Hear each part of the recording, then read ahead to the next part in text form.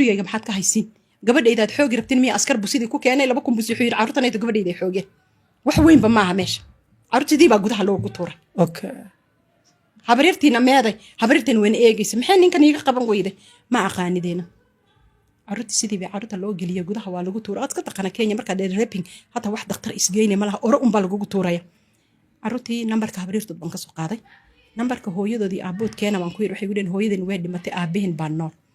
odaygana waa cad baan umalay waa yeelbeeyaan carruurtanayda waxay ahaayeen ilaa 24 jir 25 jir labada wiilood oo isla dhashay waxaan ku yiri keena nambarka aabo odaygii baan habeenimadi markaan guriga imaadeen la hadlay waxaan ku yiri adeer assalaamu calaykum salaam ma carruur baa ka xiran haaba igu yiri oo maxaad u soo aadi weydaan ku yiri 3 bilood bay meesha ku jiraan ay yiri aabo hee maxaad soo aadi waxantiyadahan joogaay af Kenya iyo warkooda maana garanaya af Kenya iyo warkooda maana garanaya dibka Kenya oogi dibka Kenya iyo wixii askar ka gashay in ka soo bixaynin bas wuxuu yiri carruurta way xiran yihiin waan ka samray wax Kenya galana waa laga samraa sidaas baxa waxaan ku yiri bal soo ducee anaa geli doon arintanayda gabadhii baan la hadlay gabadhii carruurta gurigeeda laga xiray ninkeeda uu xiray ayaan gabadhii la hadlay waxaan ku rabaa inaan ku arkaan rabay waxay gudada sheegshay waan baan deganay meeshaas iyo meeshaas maan u sheegin inaan carruurtanayto inaan isu soo argnay marka aniga ahaan kaligay ayaa carruurta ayaa gabadha soo arkaya mana ku dhiin carruur aad habartii miya xiran iyo kan sheekada lama gelin waxaan ku rabaa inaan ku arkaan rabay waxay gudada halkaas horta miyaad taqaana habaan ku aqaana waan ku yiri adiga guriga la ii tilmaan gurigii bay ii tilmaantay gurigii baan tagay gurigii markaan tagay gabadhii baan isu soo salaanay waa isu soo baranay waxaan weydiiyay carruurta meesha ku xiran maxay yihiin marka waxay gudada baayahay nin xun baa i qaba ninkan xunna wax wali way ka suurowda ani ma joogin guriga gabar baan u tagay cilaan marsanayso aroos dhiganayso waxaan u imaaday ninkan oo askar intuu yar carruurtan gudaha ku tuuray oo marka maxaad uga qaban weyday baan ku yiri waxay ku dhaaday goor mindida uu ku tagtay ayaan ka soo gaaray markaan imaanay carruurtan wuxuu hiray galabtii anigana markaan meesha imaanay 4 saac habeenimo marka sheekadii way isku tagtay carruurtan gudaha la geeyay meesha ku xina aroortina maxkamadda dalagii hore laga soo waad ordileed baan ku dhahay waxa dhileed ninkan wuxuu yiri waa been waxay ku dhaadeen maya ma dhigi kariyo ninkan waa nin xun oo idili doona ma sidaas baa ahay carruurtii marka waxay sugayaan ina la xukumo xukuumadana 12 sanadood 15 sanadood kama yara inanta yaradana waa under age waa 7 years inta la sheegay way yartahay 7 years gabadheer 7 years ayagana 24 iyagana 24 labada wiilood markaasay to maalinteedii labaad baan dan u tagay waxaan ku yiri ninkaada la hada waxaad ku dhahdaa inaan carruurtan meeshan ka soo bixino weeyaan carruurta way yar yihiin sponsor baa u soo baxay way tegayaan bal waqtigooda ha ka luminine carruurtan ay aan soo siidayno waxay u dhahday ninkayga ku rabaa inuu ku arko waa markii 3 maalmood kadib laga joogo waxay u dhahday ninkayga ku rabaa inuu ku arko ninkeedii ayaan tagay waxaan ku yiri maanta waa jimco berito sabtidaan idin imaan waan imaaday muddo 9 saac ay galabnimo ay tahay baan u imaaday ninkii baan arkay isagoo sigaarkiisa iska cabiyo meesha iska fadhiyo ayaa waxaan ku yiri waad raadinaysaa haye ii waran warka isi waxay igu yiri carruurta anaa xiray haye carruurta aan xiray carruurta lacag bay ku taagantay lacagta ma haysa waxaan ku yiri meeqaadi ayaad ka rabi lahayd inaad carruurta waxay igu yiri calaa ilmihi min 150 kun calaa ilmihi inaad igu siisid weeyaan 300 kun waa inaad igu siisaa ma fahanti hadda 300 kun inaad isiisid weeyaan waxa ku yiri 300 kun ma heli karay 300 kun waa lacag badan carruurtana dumaashida baa dhashay baan ku yiri waa carruur yar baan ku yiri soo lagama yaabo berito gabadhan yar aad dhashay in wiilashan ay guursadaan baan ku yiri sodog aad noqota seed u dhigi kartaa lacagtana la isii waxay igu yiri ma bay is guursan karaan why ma bal si dhamin waan arkay hadalka meel xulin uu sii jeedo inaan hadalkii markaan la sii doodo inuu carruurta ku adkeeyna waan diidana xukunkiina waa soo dhadhow ya carruurtan 3 bilood bay ku jireen kadibna waa la xukumaya ninkii waxaan ku noqday maxkamadii markaan maqlay 300 kun ninkii maxkamadan ku noqday ma weydiisay marka intaan ninkan maxkamadda ku laaban ma weydiisay way 300 kun ugu rabtaa maxaas u xirtay waan barabaaba in la siiyo shaqadayda ma buu yiri maxaa gurigayga keenay gurigayga waa yar qol iyo barsad buu yiri anigana nin aragiisa ma arki kariba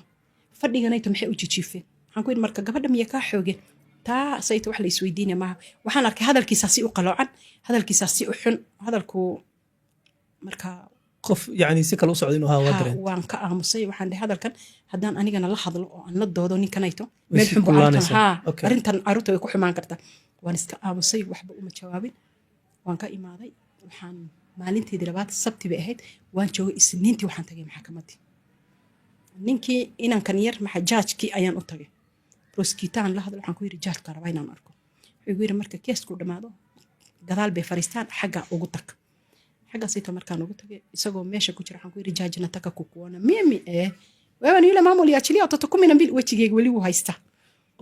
way xasuustay isla markii way xasuustay wuxuu yidhi maamadii maalintii 12 carood soo sii daynaysay soomatiida haa markaan ku weydiina waxaad igu dhahday caloosha hooyo ma qaado gaal iyo muslim anakaa wada dhalna carruurtan haa weyni maama mzuri kuja karibu ndani buu igu yidhi marka arrin buu ilaahay meesha ka waday inaan 12 carood aan raaco oo wiilashan aan meesha ka soo badbaadiyo anigana ninkii jaajka qol buu tusay wuxuu yiri soo galarkan waan la fariistay waxaan ku yiri carruurtanayto meesha qalad bay ugu xiran yihiin maxaa ku dhaxday waxaan ku yiri reerkii ii direen baan u tagay haye waxaan ku yiri ninka waa nin iska muqayla sigaar caba wuxuu kala og yahay ma laha baan ku yiri marka carruurtanayto akhyaarkiisu meeshan ugu soo tuuray wuxuuna og yahay Kenya inuu sharci ka lahayn Kenya inay sharci ba lahayn buu og yahay wuxuu yiri mid baan ku qaban karaa inaad maama fiican atidna ku jeeda haye tag buu yiri iyada sharcigeeda isaga sharcigiisa ka soo duub looyarka u tag warqad ka soo qor inay dhahayaan si qalad baan carruurtan u xirnay iyaga ma akhrin qaanan waxaan ku yiri waxba ma akhrin qaanan waxba ma qori yaqaanin saynka ka soo saar biigir saynka ka soo saar looyar baan u tagay 5,000 shilin baan bixiyay waraaq qurux badan buu ii qoray wuxuu ina carruurta qalad ay meesha u imaadeen oo ninkan uu iska muqaadiraysanaa oo edabdaradiisu meesha carruurta ugu xareeyay wixii baa la soo qoray waxaan ku dhahayo waa ogolaynaan lacagta bixiyo 300,000 inkana warqadan basayn garaynaysiin sharcigaada iyo sharcigeedaada siinaysa ninka wuxuu yiri aniga sharci ma haysto basaboor Soomaaliyan haysta basaboorkaada siin baa ku dhalingana waxaan rabaa inaan ka sawiro gabadha waxaan ku yiri keen adigana sharcigaada gabadhana sharcigeedii baan ka sawirtay photocopy waan ka bixiyay waraaqdii baan ku dhajiyay ninkii jaajkan u geeyay wuxuu yiri carruurtan waxa la keeni doona 18 ilaa 19 looyarka waxaan weydiin doona advocate-ka marka la keenayo inaad meesha imaatid weeyaan warqadihii iyo wax waliba waan u gudbisiyay meeshii markaan tagnay ninkii jaajka carruurtii buu ninka prosecutor ka wareystay wuxuu yiri carruurtan waa la sii daynay jaajka wuxuu yiri shaqadan oo dhan haddaan kuu qabto aniga maxaad isiin jaajkii weeyaan isagana gorgortan buu soo galay gorgortan kalena waa ka soo baxnay ogo gorgortankii ninkan 300,000 waa ka soo baxnay jaajkana wuxuu yiri waan kuu shaqay warqadaadaan u jeedaa iyaga nambaradooda aan u jeeday inuu ku dhajisan yahay telefoonadooda wuxuuda dhan waan keenay kibandarkooda basaboorkooda gadi waan ku soo dhuftay photocopy waa ku dhajiyay hadalkooda dhan waan keenay waa la soo inaan anaka qaladka lahayn carruurtan waxay reeb gareeyeen malaha ninka iska ahaa wax kale waa la soo qoray adiga warqadii waa la soo habeeyay ayaga marka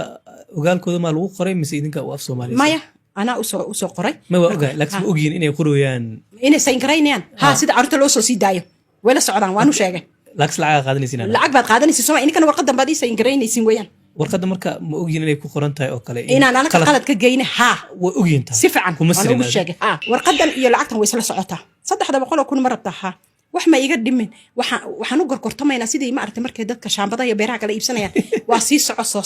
wuxuu igu yiri waan ogolahay bas wuxuu igu yiri 300,000 ala ilmihi min 150 dhima laha waa fikiray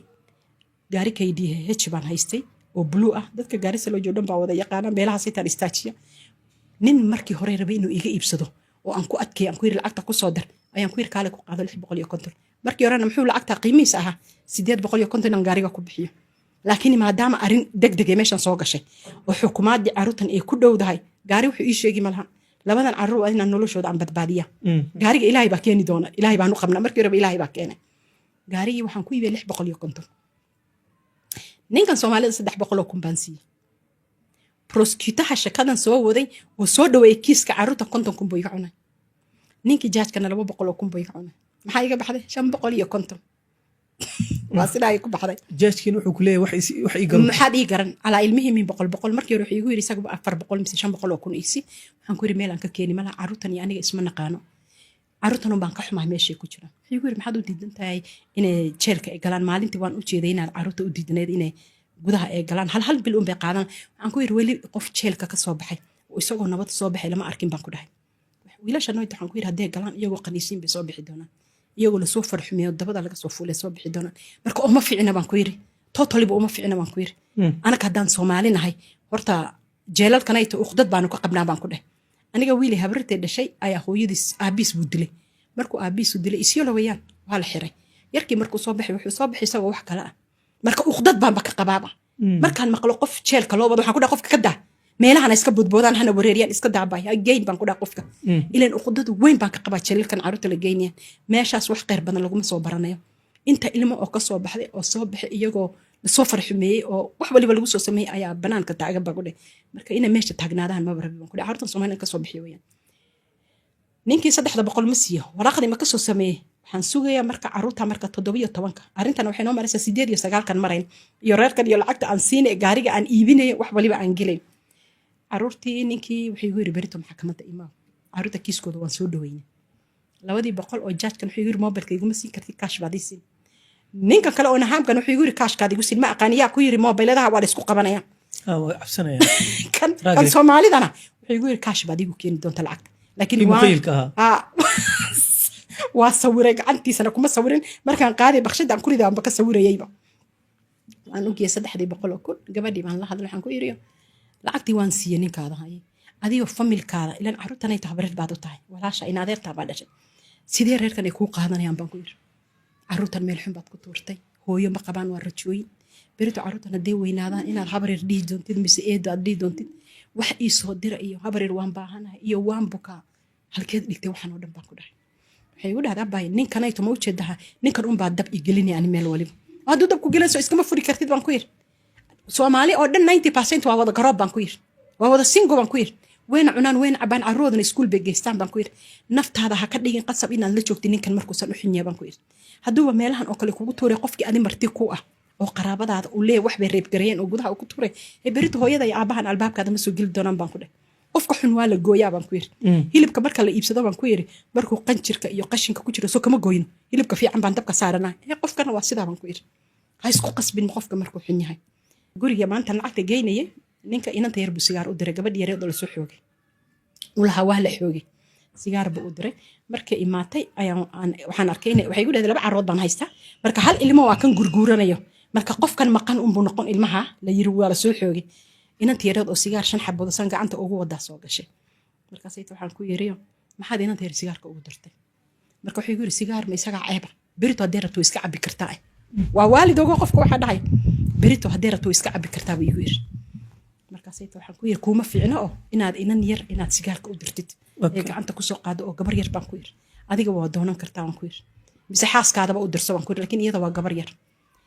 sigaarkii inantii yareed markay saa u keentay waxaan ku yiri ma gabadhii la yiri waa la xoogay ma tamba anaa dhahaya magaceed markaas igu dhaaday xabsaa la dhaha xabsa he hooyo he miyaa lagu xoogay wiilasha miyaa ku xoogay maya bay igu dhaaday aabbaa yiri way xoogeen waa gabadhii yareed gabadhii way fadhiday odaygan wuu fadhiyay sigaarku sugay gurigan waa qol iyo bersad oo yar yar guri adoomay weeyaan marka waxaan ku yiri xabsa he wiilasha miyaa ku xoogeen intay soo agistaagtay sigaarkan isaga qaan wuxuu igu yiri may xoogin aabbaa yiri way xoogeen ani imay xoogin dugsigan ku maqnaa maan joogin marka arrinta inay been tahay oo wax la xoogay meesha aysan jirin oo laakiin se ninkan ay oo nin iska qaylay oo xishood iyo xaya iyo Soomaali dhaqankooda ka tagay inuu yahay baad iska garanaysaa sax ha wiila gorgortamay lacagtii 300 baan siiyay caruurta 2 week kadib jeelkii waan ka soo siiday markii laga soo siiday gurigaygaan keenay caruurtii shopping baan u sameeyay wixii laga rabay dabadda inay la tagaan garfeed baa ugu yar waan u iibiyay waa saliid waa qashin aan u iibininba caruurta ma laha ma jakeedada markii hore Kikomba bay ka soo iibsadeen Mr Price bangi wax aan u iibinin ciil dartiisa iyo ninkan waxa yiri shilinkan markii hore Soomaaliya waxaad cimro ku tagi rabtay gabigiisaba gub ha ku dhaafaan caruurtii shopping bangi waan diyaari baskan saar 2 week markii soo nasteen ee qaboobeen aan ku yiri dadna ha u sheegina waxan oo kale hadaa la dhaw wax bay xoogeen iyo waxan baa jeelka lagu geey hata dibadaha waxa la dhigi karaan hadda ka hor bay Kenya wax ku soo xoogeen arrintaas ay tahay in daba gali doontaan ku dhahay marka afkiinaba haba ka soo saarina waxan oo kale baan ku dhahay afki xirta ha afka xirta caruurtii baa imaade waxaan ku yiri habriirtiina soo salaama waxaan ku dhahay habareerey waa maadsan tahay waa markay kula joogeen cabaar markay la joogeen waxaan ku dhahay berita dad bixisiin maanta taga u baan ugu yeeray waxaan ku yiri caruurta gee oo na soo celi way u tageen waxay ku dhahay habro mahadsanta ilaan iyadii hadee sheekada noo soo fududaynin sheekadan way sii adkaan lahayd ayada nafteed waa si bay la shaqeeyay ha iyadana way nala shaqeysay maadaama ninkan 300 nagu sheegtay inaga qabanin inagu sii daysay 300 na laga qaaday intaas ay taadeen naga qabal wax weyn bay noo qabatay caruurtii waxaan ku dhahay u taga waa habriirtii hooyadin bay ilmaadeen ruma ay yihiin caruurtii way u tageen way la soo hadleen waxay ku dhahay habro waan tagayna waana la soo siiday habro waa ku maadsanta laakiin si gudaha may gelin dabadii ugu yeereen dabadda ay ula hadleen waxay ku dhahan habar waan tegayna habar waa mahadsantahay waan tegayna haye bay ku dhahan habar way oyday gabadha aad bay u oyday gabadha habaryartii aad bay u oyday gabadha haa 3 bilood iyo wiigag bay carruurta ku jireen bishii afraad bay liqayeen haddana gudaha haddaan anaga ka soo gaarin ilaahay meesha uu noo dirin maamadii waxay dhahday gabadhii odaygii baan ku yiri carruurta way soo socdaan berito way soo baxayaan waxay yiri adeero he wixii cirka iyo dhulka laga rabay oo dhan baan adeero kugu duceeyey waxaan kugu leeyahay wixii Kenya soo galo kama bixi jirin adigoo gabar ma ka soo bixisa ku yiri waxa iga ka baxdu ogi odayga waa sii soco waa soo soco waa ninka wuxuu yiri 200 ma qaadan 300 baa jaajkii lacag buu raba proskiti lacag bay rabaan ma sheegin maya ma ku dhihin waxa sidoo kale wiilasha tama oga maya wiilasha way ogyihiin gaariga iibiyo gaariga waan iibiyo lacagta iyaga waxaan ku soo siiday lacagta gaariga gabigiisa gaarigan ku rabay 850 kun waxaan ku iibiyay 650 waa u xaraashtay qofkii hadda uu arko gaari salooj maama khadija mee gaarigaadi ka idhi haj waxaan ku yiri gaariga waa la liqay gabigiisa waxa loo dadeed buu galay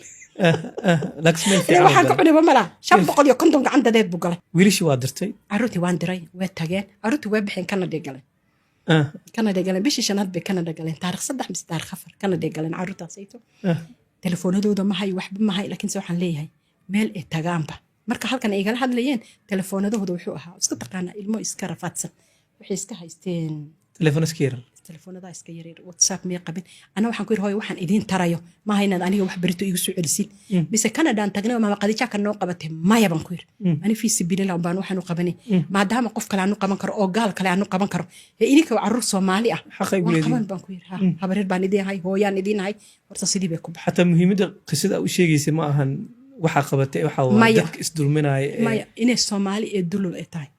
Soomaalida aad iyo aad bay dadka u dulmisaa hooyo imagine qof qaraabanimo kugu imaadina xirtay horta Nairobi ma tahay Nairobi qaraabo ma ogola Nairobi ma ogola marti hadda dhimaato waxaad arki kartaa ilmo eedadii 8 saac habeenimo banaanka ay dhigtay arro badan baan ku aragnaa banaanaadaha ilaa waan soconaa naka Nairobi marka la dhaho gaarisa hadda tagtid marti isma diido noodistan dhan ilaa banaanaadaha la sixda habeenimadi koobka shaah la kariyo waa la wada cabaya iyo isyolo iyo meel waliba Nairobi dad ma ogola hooyo Nairobi qofka qaraabada oo kugu dhow banaanka dhigaysa 8 saac habeenimo waxa ay sheegtay Soomaalida qofka markii dhinto kale in loo imaado laakiin markuu xanuunsan yahay iyo markii tabar hayso kale qofna agtiisa imaanin qofka Soomaalida hooyo gabar baan hadda ka hor la kulmay Shikhandri bay deganeed carruurteeda lagu soo oogay inay wax reeb gareeyeen tiimiyamtu kale ma waa mid kale way badniin waxaas marka gabadhii yareed iyo hooyadeedu isla socdaa police station ka tageen waxay ku dhaheen ninka OCS-ka oo Shikhandri joogo waxaan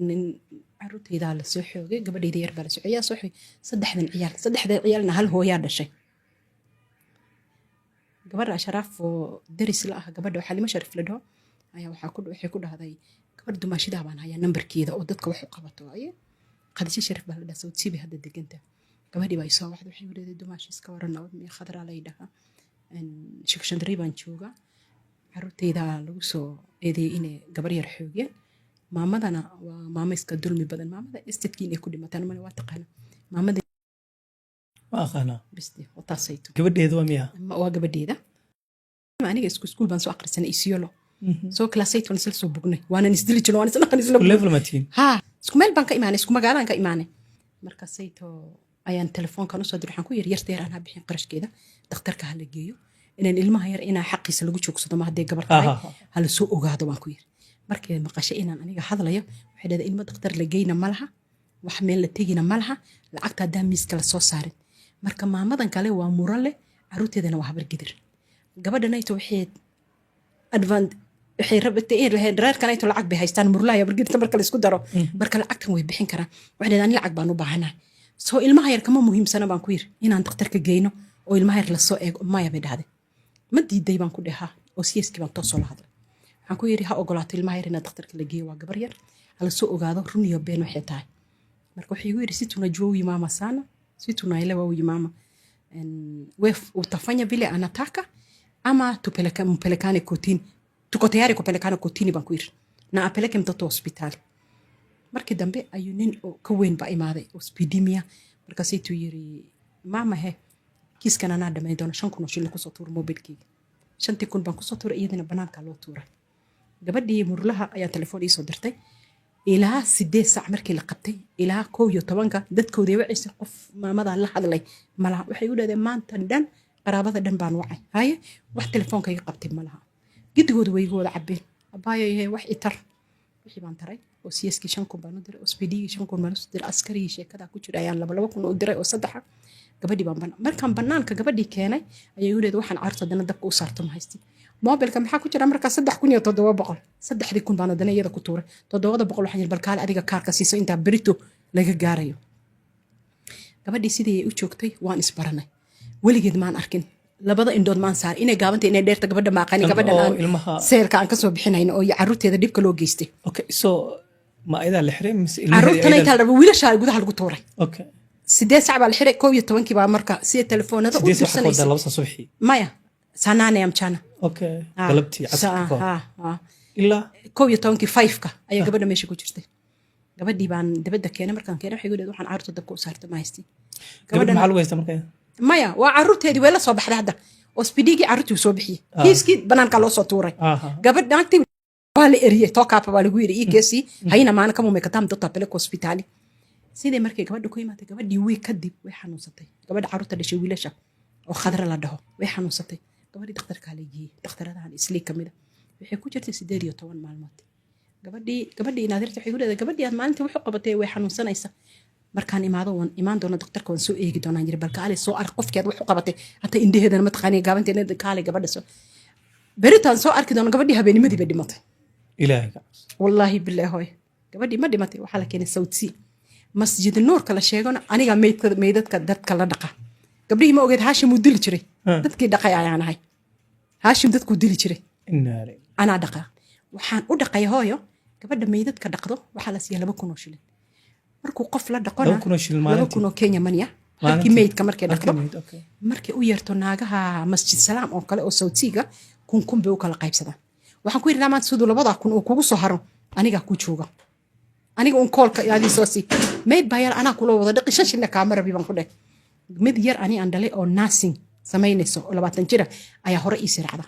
furaha gaarigan soo qaadan orod baan ku tagnaa waan dhaqnaa salaam baan ka soo dhaqnaa siday gabadhan bal 2 kun ugu harto hadeeba maadaama intan ay bataay wax la siinayo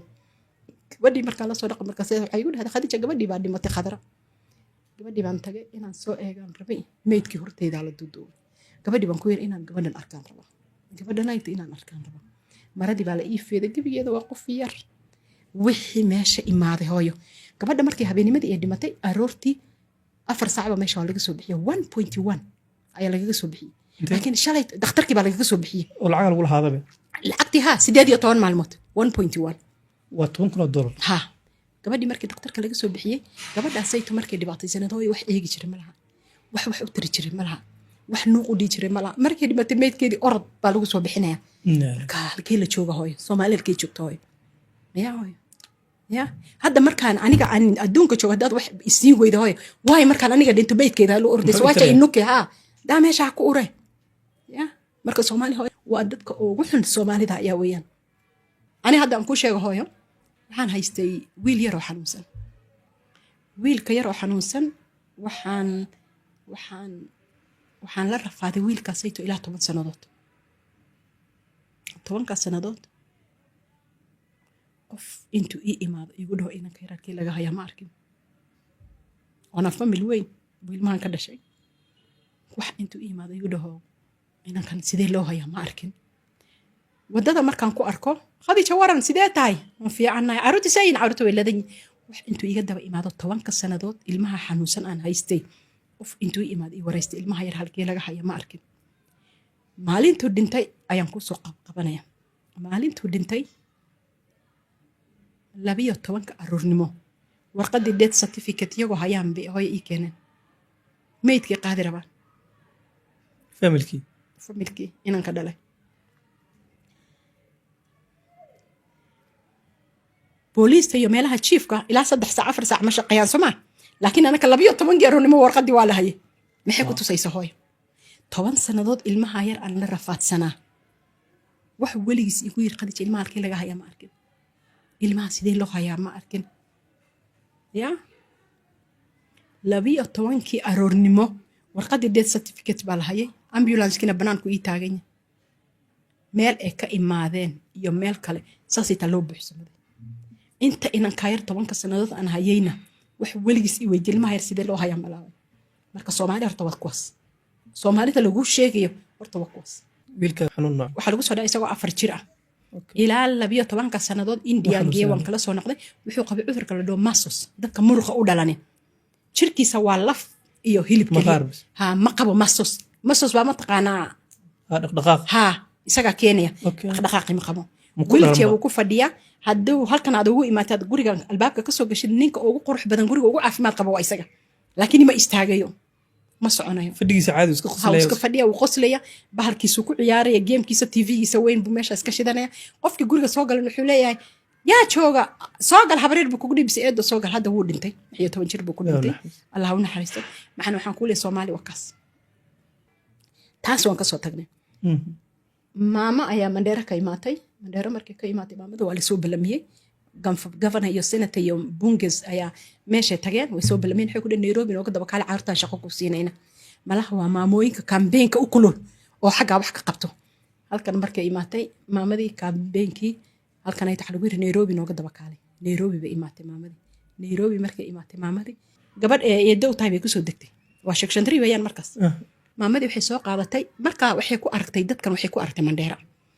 markay Mandera waxay ku dheen nooga daba kaalay Nairobi laba carood baa malaha fonfo u dhameeyo jaamacad waxay ku dheen shaqaan ku siinayna caruurii bay rabaan inay shaqo loo siiyo waraqyadihii iyo wixii oo dhan bay soo qaadatay caruurta ilay halkan markay imaatay gabadha eedada tahay bay ku dhaxday gurigiisa iidir ilan way sii qanreen noodista gurigii baa loo tilmaamay maamadii waa la geeyay maamadii si loo sii waday meel duleelun baa laga eegay waxa lagu yiri hebel ma joogo aroortii bay tagtay aroortii ma joogo markaad albaabka ee laga yiri maamadii way soo noqotay pikipiki bay dhaxda ku artay pikipikigii meesha ka raaci lahayd pikipikigii wuxuu ku yiri maamaahe uko na pesa ngapi kukupeleka mpaka isniin shilingi 1000 waa meel 250 uu ka qaadan lahaa wuxuu arkay qofkan inay iska tahay qof yani reer Nairobi ahaan oo waa dhici kartaa maamadii si ayron buu borsadii sidan uu ka siiyay waa la dhaqaajiyay wixii waraaq ku jirtay waa kii pikipikigii hor taagneed pikipikigii maamadii iyo borsadii iyo waraaqyadii caruurta dhan certificate-yadii oo dhan buu la wada goostay uu kala tagay maamadii ha alaabtii oo dhan uu kala tagay marka waxay arkaysay inay 3,000 ee 100 shilin ee ka bixinaysay meesha maamada wax farfaaraysay markay meesha taagneed lacagtii iyo borsadoo dhan buu la wada goostay uu kala tagay maamada maamadii iyadoo meel cidla taagan ayaan aniga la soo maray gaariga inanta yar baan iskuulkii Westlands waan soo noqday maamadii baan arkay dad ay ku yooban yihiin waxaan yiri konini mama mismamba gaariga intaan meel istaajaan ku yiri konini mama mismamba waxa la igu yiri maamadan ay tonin pikipiki alaabtiisa dhan maamadii kala goostay oo carray maamadii baan ku yiri hooyo guriga ma taqaan meesha hada Saudi haba igu dadaalkii Shakeshandri soo bax baan ku dhahay maamadii gurigan keenay way nasatay intaan cunay casar baan tutukanay guriga waan keenay Shakeshandri baan keenay gurigii markaan sidaan aanu keenay gabadhii ku soo degtay 2 maalmood ka hor eeday u tahay gabadhii waxay dhahday guriga way ka gurtay markaan ana ka tagnay gurigii gabadhii way ka gurtaa la yiri laakiin si guduhu ka xiran yahay in lagu jiro waad u jeedaa oo qof guuray ma laha maamadii waxaan ku yiri habar yar gabadhan maxay ku ahayd gabadha eeda in adeerkay baa dhalay misaas baa hayana ka iban ku yiri guriga maadaama la yiri gabadhii way gurtay maamadii adiga gurigeeda ku soo dhaweysay ani gurigaygaan geeyay waa soo cunteysay inta soo cunay casar baan soo tukanay waxaan ku yiri jaamka markuu hadda kala haro islii waan u boodayna jogo road baan ka dhacday ilaa Shakeshandri baan galnay maamadii baa i kaxaysay halkan ka gal dabaqan sidii baan ku galnay gurigii markaan tagnay dariska ayaa maamada buursadeedii u keenay maama hay gabadhii waxay dhahday waan safrayo safar orod baa isoo galay laakiin guriga markaad artid waa lagu jiraa shanqara maqlay shanqar maamada waxaan ku yiri hooyo waa iska shuqul Nairobi martida ma jecla soo bax waan ku dhaay wax kale aan ma laha maamada meesha uga ma tagay waa ceeb meesha waa Nairobi soo bax waan ku yiri hooyo sawti baan maamadii ku celiyay maamadii baa ila joogtay waxaan ku yiri hooyo danta weyn aad ka lahayd embiyadahan maxay ahayd iyo gafanayaasha senatayaasha marka waxay ku dhaheen mid wuxuu igu yiri caruurta shaqo iisin 3 wiilood haye talabaadana waxay igu dhaheen wax yar ad business aad ka dhigatay shaqo ayaan ku siinayn waxaan ku yiri awal maxaad ka shaqayn jirtay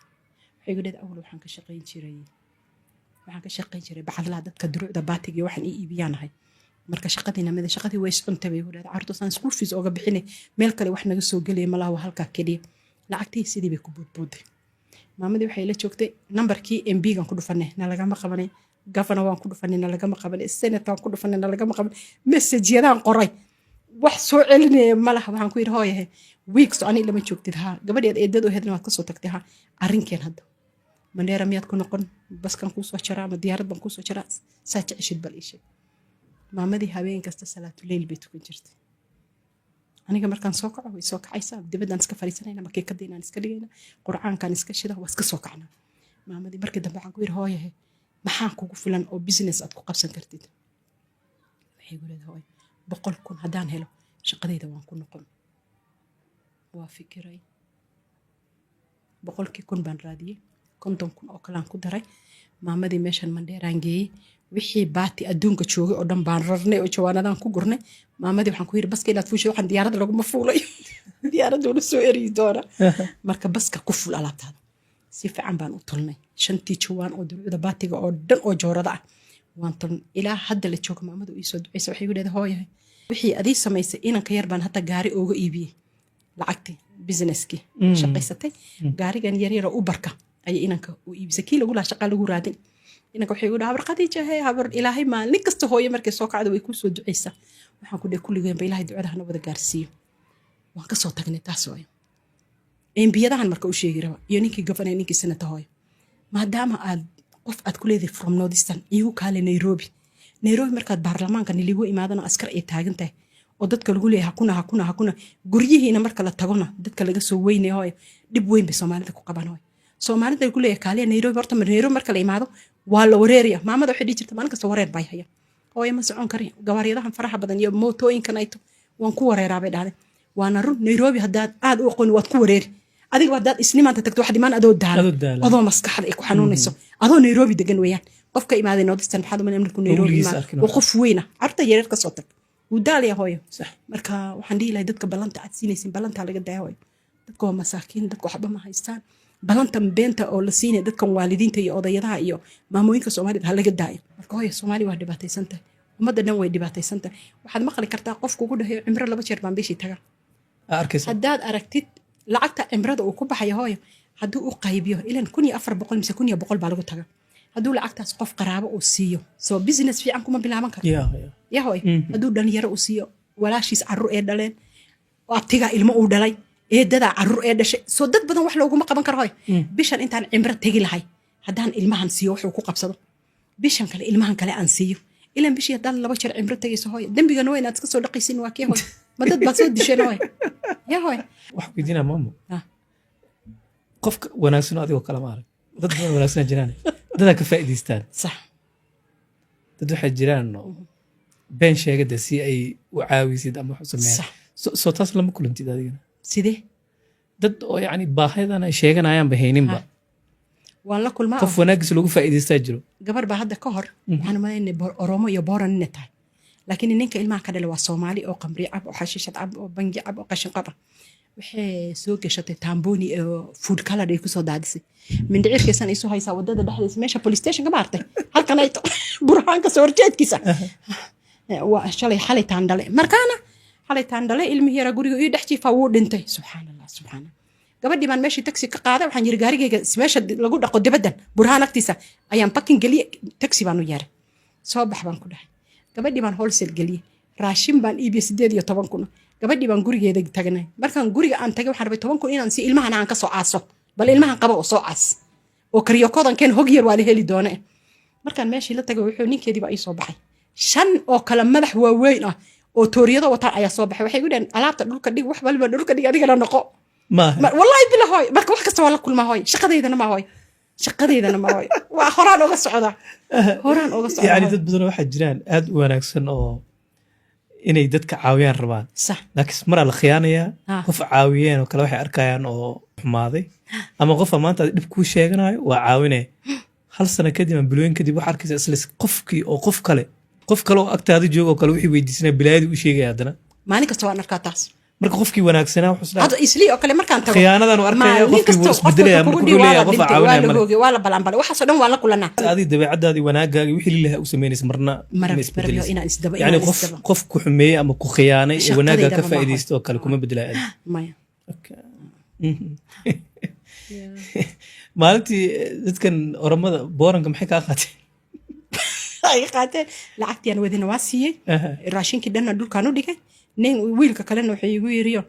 maamahayna usiangalia nyuma sasa waan ku yiri waxaan ka baqday mataqaana tooridu wadin san u yiri halka shub iga dhacdo ninkii taksiilaha kii kuwi wuxuu yiri nani amituleti hapa ni mahali mbaya kabisa Nairobi ila isaga uu yaqaanani ma aqaan Shakeshandri marka hoos loo galo ma artay Kiambio la dhaho Kiambio wiliga ma maqashay meesha waa Kiambio meesha ka buuxaan soo booranta oromada jalwada qashinka dhan iskugu imaadaan waa meel ilaahay xaaladiisu u yahay ila lama bagaloba taan gabadha yar xasuusto waan iska qosraa sidee u yartaa iyo sidee aniga qof weyn oo waayeel aqliga iga waan iska qosraa ninka wuxuu igu yiri kwani ujajua hiyo kitu alikuwa kudanganya nitajua saa ngapi baan ku yiri naagtu yareed gabar yar bay ahayd ilaa gabdhaha 27 jirka ilma iga dhintay meedkii baa guriga iyo aniga waxaan yiri kale soo as ilan ma arkaysaa halkan Pumwani Hospital gabdho yaran marka la dhaho ilmiina uu ka dhintay dhakhtarkana way iska bixin la ayeen waan tagaa siba Soomaali yihiin oo